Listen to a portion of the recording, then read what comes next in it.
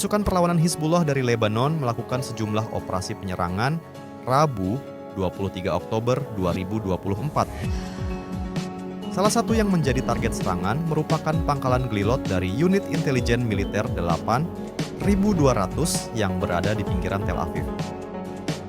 Dikutip dari Al-Mayadin, operasi ini diluncurkan dalam serangkaian operasi Khaybar. Tujuannya untuk mendukung rakyat Palestina dan membalas pembantaian yang dilakukan Zionis. Pangkalan Glilot sendiri diserang pada pukul 8 pagi waktu setempat.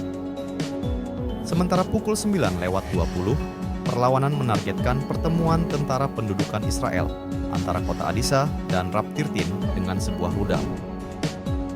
Hanya berjarak 10 menit, Mujahidin kembali menargetkan pertemuan pendudukan di wilayah yang sama. Menurut media Israel, ada korban luka akibat pecahan roket yang jatuh di Herzliya, utara Tel Aviv. Selain adanya korban luka, serangan Hizbullah juga menyebabkan kerusakan di sejumlah titik. Salvo rudal besar dan berat yang diluncurkan ke wilayah pendudukan menyebabkan sirene meraung-raung.